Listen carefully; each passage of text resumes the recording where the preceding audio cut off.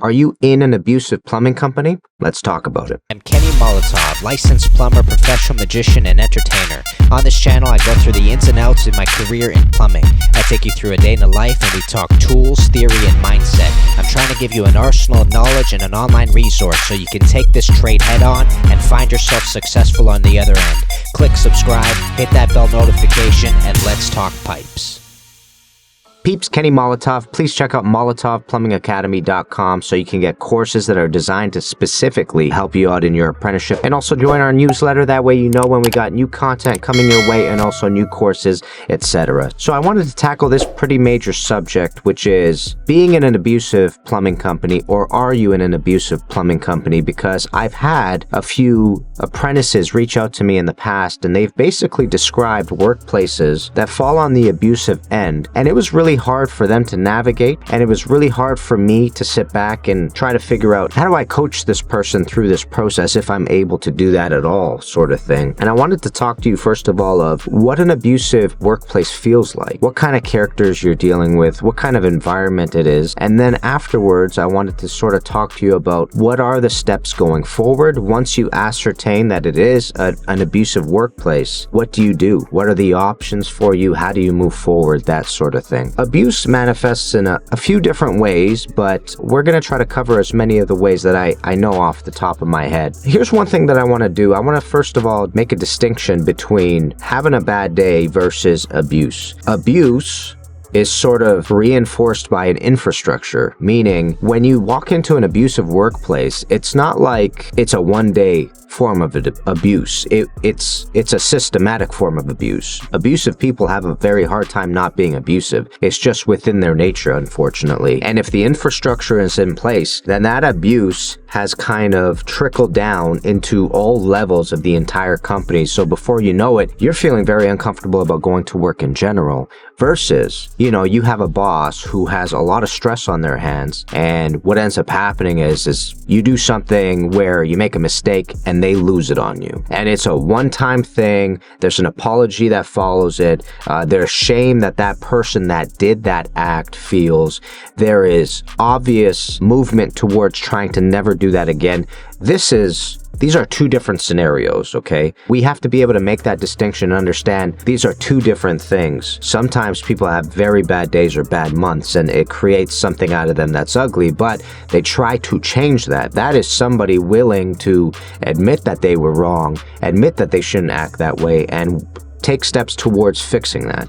And the other version is that infrastructure. So there's a few different ways that abuse kind of manifests, and I want to kind of go through that with you right now. A lot of times when you meet somebody abusive or a workplace that's abusive, you have something called hot and cold games, where one day you walk in and you're best friends with a certain individual, or you're best friends with everybody, and the next day you walk in and all of a sudden you are venomous enemies. Like everybody's ignoring you. This manifests sometimes in a group where it becomes ostracization. So you didn't want to do something, so now everybody's really mad at you about it. Nobody's talking to you, that sort of thing. They're kind of shaming you publicly in the workplace itself. These hot and cold games can be very jarring, because one day you feel totally welcome in the workplace, and the next day it's like, oh my goodness, nobody likes me here. Is it going to be like this forever? Are they going to treat me like this every time I make a mistake, or every time I don't want to do a certain type of work that I think is unsafe? That sort of thing. Hot and cold games are a good indication that something's going on, and there might be some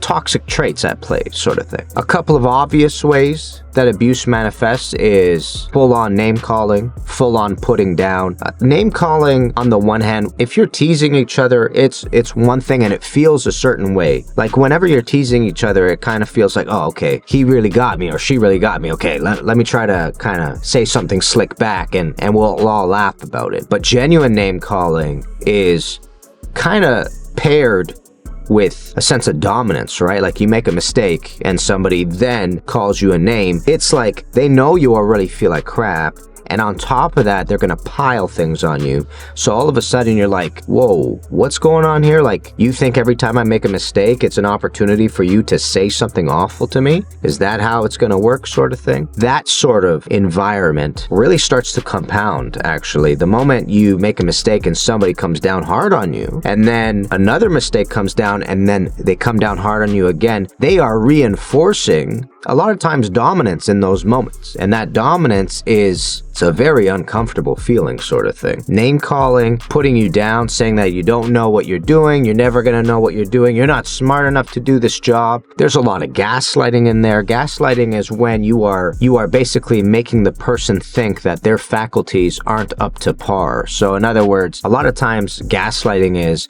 when you say something is true and you know it to be true, but somebody tells you that it's not true, that's all in your head sort of thing. That is like the typical version of gaslighting. You knowing that a wet vent should be 2 inch and they're going to say, no, it's not 2 inches, it's 1.5 inches sort of thing. Like, or you saying, no, I plumbed that in perfectly level. And they're going to say, no, you didn't, even though you double and triple checked it. Like, gaslighting is intended to make you question if your faculties are up to par sort of thing. That's another version of abuse. A really interesting one is kind of like a version of neglect, where on one hand, you see certain members of the company are getting treated particularly well, like they're given only the best, only the newest, and then all the leftover stuff is being handed to you, rather than there being this mutual trade-off, like, oh no, Kenny got it last time, so Cindy's gonna get it this time sort of thing. That culture of trying to make things fair for one another, that's really important. And if that's not there, then there's sort of like a neglect taking place, right? You are treating the one person really well and you're neglecting the other person from getting those same resources. That's one way that abuse kind of manifests, particularly in plumbing and in trades. Promising something really important to your plumbing career, promising you an apprenticeship and constantly pushing that down and giving it to somebody else, maybe before you, even though you were the first one there, promising it to you and constantly holding that over your head, using that against you when you make mistakes. Oh, see, how am I supposed to sign you up as an apprentice if you're going to make these silly mistakes? That sort of thing. Like, in a sense, what's taking place there is they are using your vulnerability, your sheer desire to do well in the career and move on into career against you. They're going to hold it in their pocket. It's like a card that they're hoping to play and holding on to before they release it sort of thing. So they're trying to get as much out of you as possible. This can be quite abusive, especially since you're putting your heart and soul into things. There should be a fair trade-off. Listen, I'm working here so that I can become a plumbing apprentice. If you're not trading that and you've agreed to trade that, then you are not keeping up to the contract sort of thing. Another way some apprentices have described going into workplaces where people are just totally blasting them, like screaming at the top of their lungs at you. I've heard some journey persons talk about how people would throw things at them, where they would take bets as to when this person's going to quit, so they're going to purposely make the environment as hard as possible to see when they quit. Like, these are sadistic games. These are disgusting games. Terrifying to imagine that there's a workplace and people feel comfortable doing this. Tells me right off the bat that there's no management in place. And if there was management in place, they would nip this in the butt immediately and they would start reprimanding people, because that's what it takes. People need to know that this behavior gets them bad things only. Physical intimidation. If you do that again, I'm going to do X, Y, and Z to you. Coming up in your face. That sort of thing. Like, I have heard some horrific stories over the years, and these stories boil my blood. And I don't know why some people think it's appropriate to act in these sorts of way. I for some reason always lay it to the feet of bad management. But there's a lot going on there. It's not just management. The peers are letting this happen as well, because there are these social dynamics, right? If somebody has seniority and they're abusive at the same time, but they're best friends with the boss and they started the company with the boss, then it's very hard to reprimand that person for language or actions that are abusive. It's very hard to go after them because you know that they're backed by the boss. They've been backed by the boss for 30 years, which is the length of time that the plumbing company's been in place. That's the hardest part about these conversations. There's that social aspect. So now that I've described to you what an abusive environment workplace feels like and looks like, and of course there are many other manifestations of this, I only gave you the ones that I really know off the top of my head. Now that I've done that, I'm going to tell you a couple of options that you have, and then I'm going to leave you with my final points of what I think the appropriate actions are. Okay? There are 3 ways to handle any sort of conflict. You fight the conflict, and I don't mean physically. I'm talking about purely of confrontation verbally. I don't want your confrontation to be on the abusive side. It has to be on the professional side. You have to approach this with professional language. You can't go into language that is abusive itself, or else you are not making a good case for yourself. The second way to deal with this is to flight, which means leave. And the third way to handle these situations is to stay and tolerate it. I want to first talk about what I think the appropriate method is. If you have figured out and come to the conclusion that you're in an abusive workplace, and this abusive workplace is day in and day out, if you wake up every morning and you dread going to work, then the first thing that you have to do is come up with a game plan on having a conversation with somebody. Maybe the abuser, maybe the foreman, maybe the person above the foreman. So you have to have that conversation, unfortunately and fortunately. It is going to teach you how to confront about very difficult situations. This is a skill, by the way. I know it's terrifying. I hate doing it myself, but you have to sit down and be able to describe what's taking place and why you think it shouldn't take place. You have to sit down, first of all, write it out, try to compile the language that you need so that when you're in front of the individuals, you are able to kind of perform that, because there's going to be a lot of anxiety. And the last thing you want is to shut down verbally so that you can't describe the problem that you're having. So sitting down, writing it, even practicing it with a loved one, a spouse, a boyfriend, a girlfriend, whoever, somebody that's going to stand in front of you. It is actually important to go to that stage, to say it in front of another human, one that's impartial, one that doesn't hurt you, because it is kind of mimicking the scenario you're going to have at some point with somebody that is hurting you. And just kind of having that as a simulation is really important for your brain and for your ability to perform it. Doing that, and then either booking an appointment with that person to have that conversation, or just walking into the office and saying, listen, I'm dealing with a workplace issue. I'm currently in an environment that's really uncomfortable and is toxic, and it's not conducive to me learning. It's not conducive to me going to work. Here's why. And you laying it out for that person. Listen, I know you don't want to do it. I hear you. I didn't want to do it when I had to do it, but it has to be done. It has to be done because you need this life skill. You need this going forward for the rest of your life. You need to be able to challenge this. These demons you got to take on, okay? And the second reason is because they need to know something's going on. Because God forbid, if it escalates on a job site, they're going to sit back and go, what happened? I thought these two people were cool. So you need to be able to let them know professionally without losing your cool. And that way it's on file. And now you're going to sit back and try to consider what their game plan is, because you're about to see management do management. You're about to see if they fight this, will they sit you both down, or all the parties down and have a discussion about this, which is taking it head on, which is the appropriate way, or are they going to flight? Are they totally going to ignore your problems and leave? Which shows you that they're comfortable in abandoning you in very uncomfortable situations. Or are they just going to sit and tolerate it? Oh, you know what? He's like that with everybody. There's nothing I could change for you. I'm sorry. If you don't like it, figure something out. That's going to tell you a lot of the people that are in charge and why the infrastructure is in place, sort of thing. So once you have had the opportunity to approach the right individuals and professionally tell them about your problem and that you don't want it to be there anymore, or you don't want to tolerate it, the next option you have is to stay and tolerate it and hope that it changes for the better. This is something that I want to address later on, but I actually don't think this is your best option. I think you need to put a timeline down. So in other words, if you say to yourself, okay, it's really stressful right now, I know that in the next couple of months, things are going to subside. It's not going to be as stressful, and maybe the personalities that are strong are going to kind of ease off a little bit, and then that day comes and they continue acting the same way, then I think you have enough data to move on to the next option, which is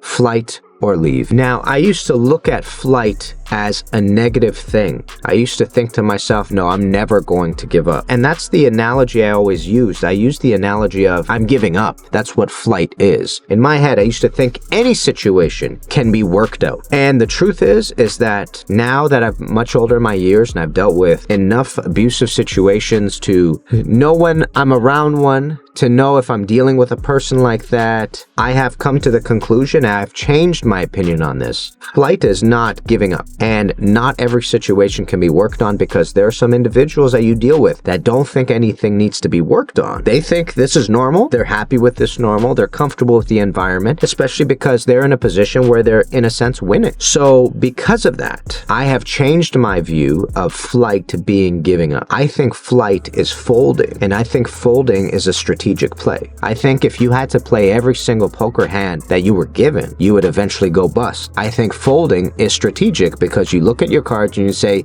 these aren't winning cards, and you put them away and you say, I'm going to wait for another hand. I think that is what flight is, especially after you have gone through the whole process of trying to have a conversation with the right people, and then you stayed and tolerated it for a few months, and all that you're seeing is it continues to be abusive and it's not going to change. Then folding your card is the strategic play that is necessary for your own health, to be honest. And this is the final thought that I want to leave you with. Here's what I learned in my life about abusive workplaces and abusive environments that was the hardest lesson for me to learn, and only now that I'm in a much more comfortable space am I able to say, this is why you should leave an abusive environment. The truth is that abuse is going to change you. It is going to create a version of you that it's an empty version of you. A version of you that is much more paranoid, much more fearful, have very little self-worth. You'll be afraid to go out every day. It's gonna spike your anxiety. Abuse will eventually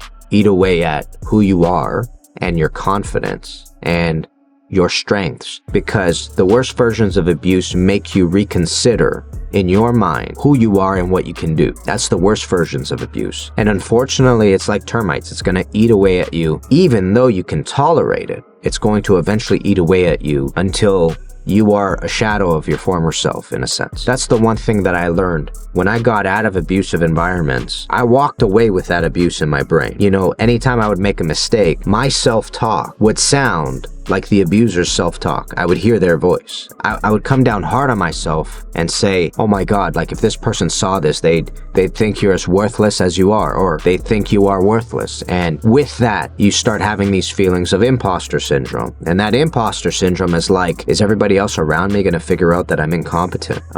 Does everybody else around me think I'm incompetent? And then you start dealing with that fear of, you said hi to somebody, they didn't say hi back, and now you feel like there's a hot and cold game taking place when they were just having a bad moment, you know, or when they were just distracted. So now all of a sudden you're walking around with a sense of paranoia and you're like, oh my God, like did I offend somebody? And if for some reason you get a vibe off second person, you're like, oh my God, like the entire group is not liking me, like everybody's upset with me. And that paranoia kind of kicks in. You're like, holy shit, what's going on here? Like where did this come from? And like you sit down at lunch and you guys are talking, you're like, oh, everybody's okay with me. So you walked around with anxiety and paranoia for the first part of the day just to eventually realize, oh man, like everybody's just dealing with their own thing. You know, like this isn't you. You don't have to feel anxious. Abuse changes you. If you're in an environment and you know that you're being abused, you need to get out. That's the only way. I don't think abusive people really care about the environment. I think they thrive in those environments. I think they're comfortable in those environments, and I think they work very hard to create those environments. They work really hard to create these very strong hierarchies of like, I'm the best and you're scum. You're the bottom of the barrel. You're the worst of the earth. And that is the dynamic constantly and forever. And you can get as competent as them and they're still going to trash you. They're still going to put you down. They have no interest in watching you grow. Their only interest is you being subordinate. You know what I mean? So I'm saying this to you because staying and tolerating it, even though it is a strategy, I don't think it's the right one. This will change you. This will create something different out of you, and then you're going to have to work very hard to unravel this tangle and this mess inside your heart. And it's a lot of work. It can be done, but to be honest, you cannot change an abusive workplace. I'm sorry. You need to leave. If you can figure out that it's abusive and it covers a lot of the different things that I described in this video, it's time to go. It's time to put yourself first and put your family first. Because when you're in an abusive environment, you go to work resentful, you come home resentful, that spring is being tightened. So you come home and you're gonna blast your husband or your wife for nothing. And that nothing is all the tension taking place inside the workplace. You are not the best version of yourself when you're being abused. You are going to be the worst version of yourself if you continue being abused. You need to get out of there. That I believe with all my heart. Obviously, take it with a grain of salt. That's my 2 cents on the subject. Ask other people that have been in environments like that. But honestly, I am not very optimistic in environments like this. I think if the abuse is there, that means there are a couple of key players that are comfortable with it and are not willing to step up and nip it in the bud. And I don't think it's going to change. And abusive people, they don't change. That's what they're built like. I know this is a really morose kind of conversation, but I needed to have it with you because I know a few of you have gone through it, and I think more of you are going to go through it in the future. Unfortunately, where there are humans, there are beautiful things like love, beautiful things like empathy, like sympathy, like genuine charity when people just give. That exists. But also, you have narcissists, you have psychopaths, you have people that are looking for their own personal gain and are willing to do anything to do it. Unfortunately, that is the spectrum of our species. And where there are people, there are all those types of individuals. And you need to protect yourself. And when I say protect yourself, you're protecting your family. Remember, you are a resource for your family, and they need you from the bottom of their hearts. They need you to be the best version of yourself every day. And if you're in a workplace that's taking that away from you, you need to get out. Your family deserves better, and you deserve better.